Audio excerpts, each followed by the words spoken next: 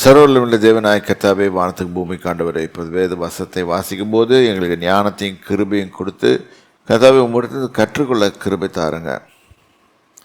வாசிக்கிற வசனங்கள் ஒவ்வொருத்தருடைய இருதயத்திலும் பாழமாக பதிந்து அதன்படி நடக்க கிருபை தாருங்க, பலப்படுத்துங்க. இயேசு கிறிஸ்துவின் நாமத்தினாலே ஆமென்.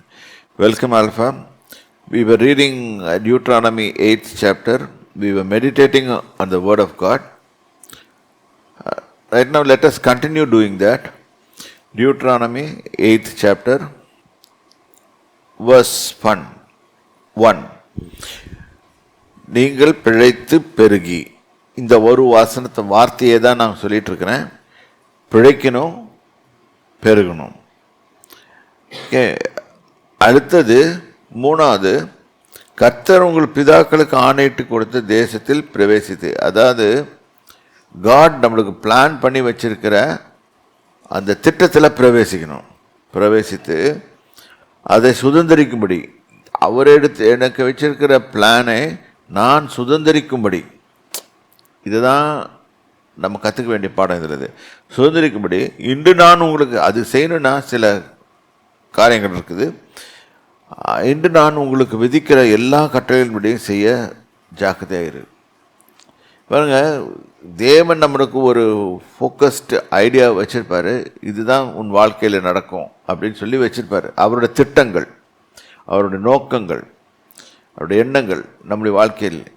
அதில் நம்ம போய் உட்காந்தாதான் we can win. Otherwise we will lose everything. நம்ம பாட்டுக்கு சுற்றி we will be going in circles. இதை நல்லா புரிஞ்சுக்கோங்க. அதனால தான் வேதம் திருப்பி சொல்லுது, அவர் சொல்லுபடி செய்யுங்க, அவர் சொல்கிறபடி செய்யுங்க. இப்போ இதுக்கு நம்மளுக்கு தடையாக இருக்கிறது காரணம் தெரியுமா? ஒரு காரணத்தை பார்ப்போம். நிறைய காரணங்கள் வருது தேவனுடைய சித்தத்துக்கு நம்ம செறிவு கொடுக்காதபடி. இப்போ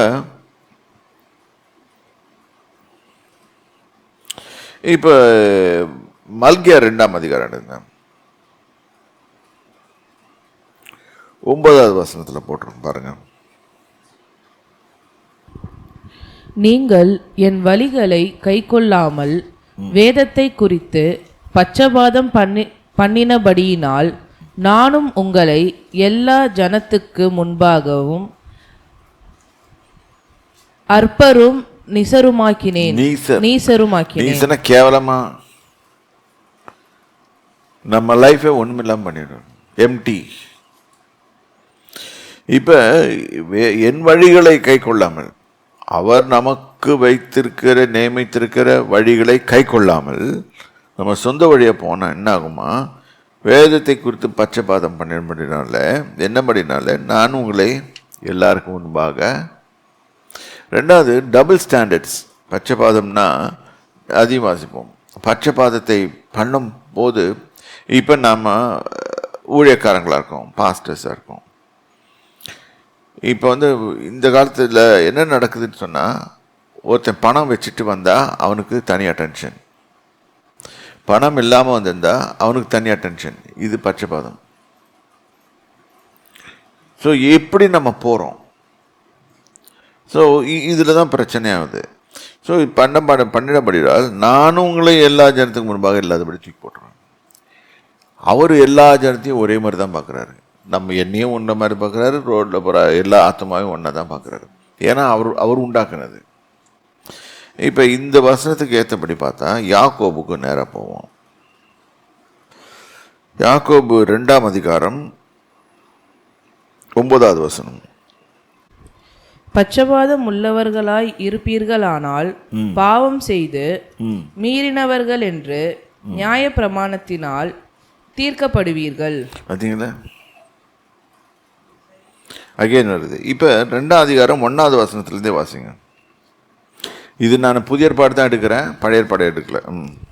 என் சகோதரரே, மகிமையுள்ள நம்முடைய கர்த்தராகிய இயேசு கிறிஸ்துவின் மேலுள்ள விசுவாசத்தை பட்சபாதத்தோடே பற்றி கொள்ளாதிருப்பீர்களாக. பாருங்க, விசுவாசத்திலே பட்சபாதம் உள்ள விசுவாசம். இப்போ இது புதுசாக பார்க்குறோம். பட்சபாதம் உள்ள விசுவாசம் இருக்கும். ஒவ்வொருத்தருக்கும் ஒரு மாதிரி காட்டுவோம் விசுவாசத்தை. இப்போ வந்து அவர் சொல்லிக் கொடுக்கும்போது, இப்போ நம்ம வந்து ஒரு ஏழை வரும்போது அவனை வேறு மாதிரி ட்ரீட் பண்ணுறோம். கர்த்தர் மேலே அது விசுவாசம் வைக்கல. பணக்காரன் வரும்போது வேறு மாதிரி. அதை தான் பின்னால் பார்ப்போம். ஏனெனில் பொன் மோதிரமும் மினுக்குள்ள வஸ்திரமும் தரித்திருக்கிற ஒரு மனுஷனும் அகந்தையான அகந்தை இல்லை, கந்தையான துணியில துணி போடுறதுக்கு இது இல்லாம ஓட்ட ட்ரெஸ்ஸு இவன் மாதிரி ஓட்ட ட்ரெஸ் போட்டு ஒருத்தர் வந்தாலும் கந்தையான வஸ்திரம் தரித்திருக்கிற ஒரு தரித்திரனும் தரித்திரம் உங்கள் ஆலயத்தில் வரும்போது. ஆனா இதை தப்பா நினைச்சுக்காது. இந்த காலத்துல ஃபேஷன் சொல்லிட்டு நிறைய பேர் கிழிச்சு விட்டுக்கிறாங்க, கிழிச்சு விட்டு பேட்ச் வச்சுக்கிறாங்க. இப்ப அவன் ஆலயத்துக்கு வராங்களாம். யோசனை பண்ணுங்க, இந்த மாதிரி ட்ரெஸ் பண்ணிக்கிட்டு ஆலயத்துக்கு வரும்போது என்ன சொல்லுது அங்க? தரித்திரன்னு சொல்லுது. சரி, உங்கள் ஆலயத்துக்கு வரும்போது கந்தையான வஸ்திரம் தரித்திருக்கிற ஒரு தரித்திரனும் உங்கள் ஆலயத்தில் வரும்போது மினுக்குள்ள வஸ்திர தரித்தவனை கண்ணோக்கி, நீர் இந்த நல்ல இடத்தில் உட்காரும் என்று தரித்திரனை பார்த்து, நீ அங்கே நில் அல்லது இங்கே என் பாதப்படி அண்டையிலே உட்காரும் என்று நீங்கள் சொன்னால், உங்களுக்குள்ளே போதகம் பண்ணி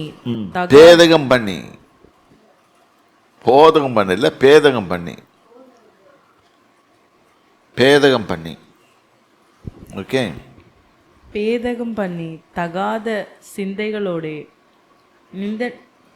நிதானிக்கிறார். தட் இஸ் உன்னோட ஜட்ஜ்மெண்டே தப்பு. நிதானிக்கிறன்னா ஜட்ஜ்மெண்டே தப்பு. இது வந்து எதில் வராதுன்னு கேட்டால், சில பேர் காலில் ஓட்டை போட்டுக்குவாங்க, எங்கெங்கே மூடணுமோ அங்கெல்லாம் ஓட்டை போட்டுக்குவாங்க. அந்த அந்த இதை வந்து எங்கெங்கே திறந்து வைக்கணுமோ அங்கே மூடிக்குவாங்க. அது அவங்கள பற்றி நான் பேசல. ஓகே, அங்கே பேட்ச் போட்டு வருவாங்க. இது எங்கள் காலத்திலே உண்டு. ஜீன்ஸ் வாங்கின உடனே அது போயிட்டு, அந்த காலத்தில் ஃபவுண்டன் பிளாஸான்னு ஒரு இடம் இருக்குது, அந்த இடத்துல போயிட்டு தேய்ச்சி அதை குப்பையில் போட்டு தேய்ச்சி அதை எவ்வளோ அழுக்காக இருக்குதோ அழுக்காக்கி அது ஃபேஷன். அதில் பாக்டீரியாவும் இதுதான் வரும். அது தேய்ச்சி கொடுக்கறதுக்குன்னு ஒரு சார்ஜ் வேறு. சரி, எனிவே அது அவனை அந்த ஆளுங்களுக்கு ஏழைங்களுக்கு அதை நிதானிக்காதீங்க. ஆனால் இந்த இடத்துல என்ன நடக்குதுன்னு சபைகளில் என்ன நடக்குதுன்னு போட்டிருக்குதுன்னா, தப்பாகவே ஜட்ஜ் பண்ணுறாங்க. இப்போ வந்து நானே பார்த்துருக்கேன், அதை நிறைய சபைகளில் பார்த்துருக்கேன். ஒரு ஆள் இப்படி வராருன்னு சொன்னால் கூப்பிட்டு வந்து முன்னால் உட்கார வைப்பாங்க. அடுத்த ஆள் வந்து மோசமாக வந்தான்னா, ஒரு ஏழை வந்தான்னா, நீ அங்கே போய் உட்காரு. இது எல்லா சர்ச்சஸ்லேயும் நடக்குது. தயவுசெய்து அப்படி பண்ணாதீங்க. இது கர்த்தருக்கு பிடிக்காது, ஆவியானவருக்கு பிடிக்காது. சபையின் தலைவர் ஆவியானவர், அவர் அங்கே விட்டுட்டு போயிடுவார். ஓகே, இதுதான் நீங்கள் பேதகம்னா இது பண்ணுறீங்க, பிரிவினை உண்டாக்குறீங்க. ஒரு மாதிரி அதை தப்பான ஜட்ஜ்மெண்ட் கொடுக்குறீங்க. தகாத சிந்தனைகளோடு தப்பான சிந்தனைகளோடு நிதானிக்கிறவங்க. இந்த நிதானமே தப்பு. சரியா? நிதானிக்கிறவர்களாக இருப்பீர்கள் அல்லவா? ஒருத்தன் நல்லா காணிக்க கொடுத்தான்னா அவனுக்கு நல்ல இது, நல்லா காணிக்க கொடுக்கலன்னா இது எல்லா சபைகளையும் நடக்குது. இப்போ அடிச்சிடுறாங்க, இவர் இவ்வளவு கொடுத்தார், இவ்வளவு இது கட்டார். மதுரையில் நான் எங்கள் மூதாதையர்கள் கட்டின ஒரு கோயில் இருக்குது திருமங்கலத்தில். எங்கே போய் நானும் பார்த்துட்டு வந்தேன், நானும் டொனேஷன்லாம் கொடுத்தேன். ஆனால் நிறைய பேர் தாங்க பேரை போட்டுக்கிறேன், பேரை எழுதி கொடுக்குறாங்க. அதில் பேர் எழுதிதான் பேர் இவர் கொடுத்தார், இவ்வளோ கொடுத்தார், இந்த ஆலயத்தை கட்டது. எதுக்கு அது? போடாதீங்க. சரி, கர்த்தர் சொல்கிறாரு, உன் வலது கை கொடுக்கறது இடது கை தெரியாது இருக்கிறது. இது மாதிரி பண்ணால் ஆவியானவர் அங்கே இருக்க மாட்டார். ஆனால் உனக்கு கொடுக்குற கனம் மரியாதை அங்கே இருக்கும். பார்த்தியா அவர் டொனேஷன் கொடுத்துருக்குறாரு, இந்த பேர் வரும். இதுதான் முதல்ல ஆண்டவர் சொல்கிறாரு, இது மாதிரி பண்ணாதீங்க. சரி, இப்போ அடுத்தது நம்ம இது வந்து இன்னொன்று சொல்கிறேன். 9வது வசனத்தை வாசிப்போம்.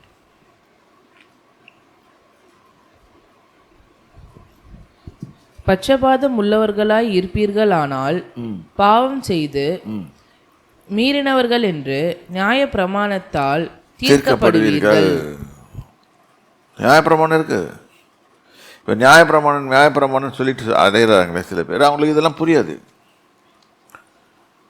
பட்சபாதம் உள்ளவர்களாக இருந்தால், இப்போ நான் வந்து என்னுடைய ஃபேமிலிக்கு நான் பட்சபாதம் உள்ளவனாக இருந்தால், இந்த இடத்துல உட்காந்துட்டு பட்சபாதம் உள்ளவனாக இருந்தால் அதே தவறு. நான் எல்லாரும் என் பிள்ளைங்களை தான் பார்க்கணும். எல்லாரும் அவங்க தான் பாஸ்டாக முடியும். இப்படி பார்த்தா எல்லா பாஸ்டர்களும் வீட்டுக்கு போயிடும். சரி, நியாயப்பிரமாணம் தீர்க்கப்படுவீர்கள். எப்படியெனில் ஒருவன் நியாயப்பிரமாணம் முழுவதையும் கை கொண்டிருந்து ஒன்றிலே தவறினால் எல்லாவற்றிலும் குற்றவாளியாய் இருப்பான். ப்ராப்ளம் என்னன்னா, why 10 commandments is difficult அப்படின்னு சொன்னா, 9 கமாண்ட்மெண்ட்லையும் கை கொண்டு ஒன்றில் மீறினா completely is gone. He will be punished. He is liable for death penalty. இதனால தான் இயேசு வந்தார். God never cancelled the thing. Second கவர்னண்ட்டாக இயேசுவை கொடுத்தாரு. அதனால இயேசுகிட்ட நம்ம சார்ந்துக்கிறோம். ஐயா, கடைக்கல பட்டணமாகிய இயேசுகிட்ட ஓடிக்கொள்ளுகிறோம். இப்போ இதை கொஞ்சம் விளக்கி சொல்லலாம். 11. ஏனென்றால் விபசாரம் செய்யாதிருப்பாயாக என்று சொன்னவர் கொலை செய்யாதிருப்பாயாக என்றும் சொன்னார். ஆதலால் நீ விபசாரம் செய்யாமலிருந்து கொலை செய்தாயானால் நியாயப்பிரமாணத்தை மீறினவனானாய். எக்ஸ்பிளைன் பண்ணுது எப்படி ஒரு கட்டளையை மீறும் போது ப்ராப்ளம். இப்போ நியாயப்பிரமாணத்துக்கு அகேன்ஸ்ட் வந்தால் நம்ம பண்ணி நியாயப்பிரமாணத்தை கண்டிச்சோம்னா we are superior to நியாயப்பிரமாணம் வரும். அதுவும் வசனம் இருக்கு. சுயாதீன பிரமாணத்தினால் நியாய தீர்ப்படைய போகிறவர்களாய் அதற்கேற்றபடி பேசி அதற்கேற்றபடி செய்யுங்கள். இது பாருங்க, சுயாதீனம். இப்போ இயேசு கிறிஸ்துக்கிட்ட வந்த பிறகு அவர் எல்லாத்தையும் சுமந்து வச்சுட்டார். இப்போ அவர் செய்துட்டாருன்னு சொல்கிறதுக்காக இப்போ நெக்ஸ்ட்டு நம்ம வந்து இப்போ கொலை செய்யலாமா? இல்லை. நம்ம வந்து இது விபச்சாரம் பண்ணலாமா? இல்லை ஏதோ ஒரு தவறான காரியத்தை செய்யலாமா? இல்லை. கிறிஸ்து இயேசுக்கிட்ட வந்த பிறகு அவர் என்ன பண்ணுறாரு? நம்ம ஆவியை மாற்றுறாரு. புதிய ஆவியை உள்ளத்தில் வைத்து இருதயத்தை மாற்றுகிறார். அந்த இருதயத்தில் மாற்றும் போது நல்ல எண்ணங்கள் வந்து நம்ம பாவத்தையே கண்டு அவாய்ட் பண்ணுறோம். இதான் நடக்குது. அவர் மன்னிக்கிறாரு, செய்த பாவத்துக்கு மன்னிக்கிறாரு, ஃப்யூச்சரில் பாவம் செய்யாதபடி காக்கிறாரு. இது நல்லா புரிஞ்சுக்கோங்க. திருப்பியும் நம்ம போய் அந்த இதில் விழுந்தோம்னா we will be held responsible. சரி. ஏனென்றால் இரக்கம் செய்யாதவனுக்கு இரக்கம் இல்லாத நியாய தீர்ப்பு கிடைக்கும். நியாய தீர்ப்புக்கு முன்பாக இரக்கம் மேன்மை பாராட்டும். அதனால தான் ஃபர்கிவ்னஸ்ன்றது. இப்போ ஒருத்தன் தப்பு பண்ணுறான், அவன் தெரியாமல் தப்பு பண்ணிட்டான், மன்னிச்சு விட்ருங்க. இல்லை, உண்மையாகவே டெலிபரேட்டாக தப்பு பண்ணான்னா அது வேற, ஆண்டவர் கவனிச்சுக்குவார். நம்ம let us not be a judge. குற்றவாளின்னு தீர்க்காதீங்க. அப்படின்னு போட்டிருக்கோம். குற்றவாளி தீர்க்கும் போது நம்மளை நாமளே தீர்த்துக்கிறோம். அதனால் கேர்ஃபுல்லாக இருக்கணுங்க. அதனால் ரொம்ப ஜாக்கிரதையாக இருக்கணும். சரி, இப்போ நான் அதையும் சொல்ல இது பண்ண வரல. இன்றைக்கி வாயை கொடுத்து பேச வரேன்.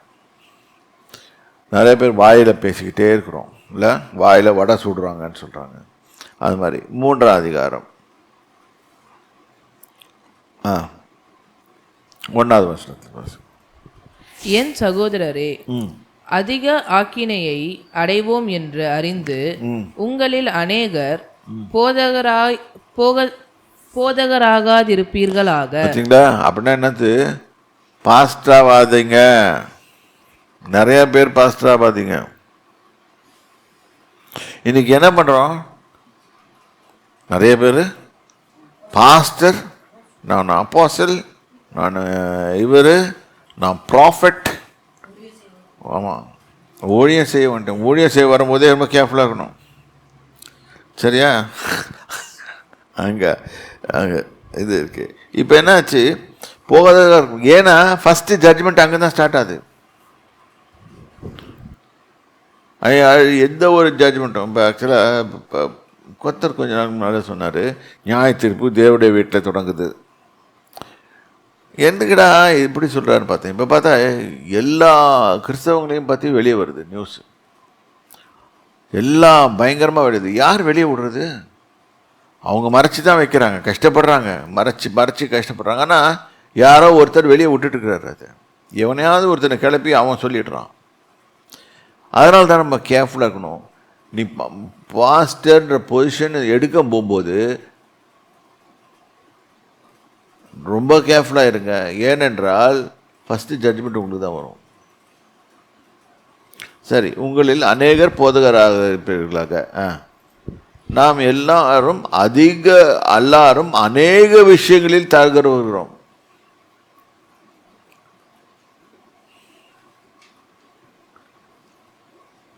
எத்தனை பேர் கரெக்டாக நடக்கிறீங்க, சொன்னபடி நடக்கிறீங்க? எத்தனை பேர் சொன்னபடி நடக்கிறதில்ல?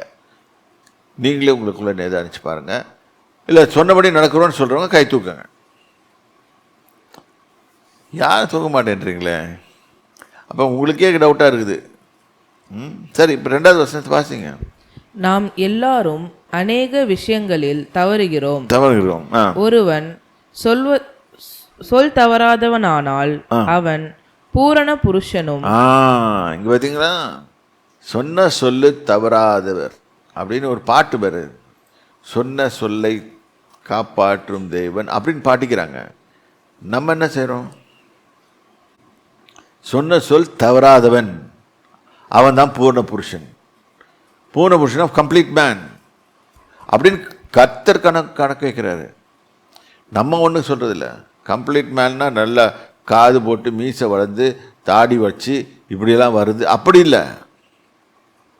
ஒரு மனுஷன் சொன்னால் நல்லா பைல்வான். கம்ப்ளீட் மேன் சொல்கிறது சொன்ன செய்து காமி. சரி, ஒருவன் சொல் தவறாதவனானால் அவன் பூரண புருஷனும். பூரண புருஷன். இன்னைக்கு எத்தனை பேர் பூர்ண புருஷர்? நிறைய பெண்கள் இருக்கீங்க. இப்போ பூர்ண புருஷரும் தன் சரீரம் முழுவதையும் கடிவாளத்தினாலே அடக்கி கொள்ளக்கூடியவனுமாய் இருக்கிறான். அதாவது he is eligible to control his body. அப்படின்னா there is a link between our body and our mouth.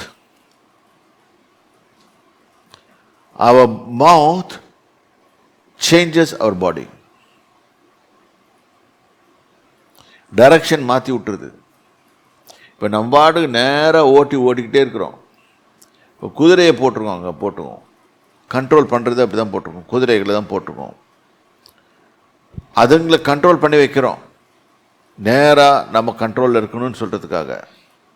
நம்ம கண்ட்ரோல் பண்ணலன்னா கர்த்தர் கண்ட்ரோல் பண்ணுவார், நம்மளுக்கு கடிவாளத்தை போட்டுருவார். இது ரொம்ப கேர்ஃபுல்லாக இருக்கணும். நம்ம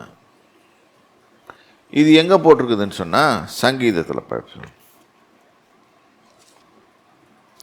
வாரினாலும் கடிவாளத்தினாலும் உன் வாய் கட்டப்பட்டாலுடைய உன் கிட்ட சேராத புத்தி இல்லாத குதிரையை போலவும் கோவேறு கழுதை போலவும் இருக்க வேண்டாம்.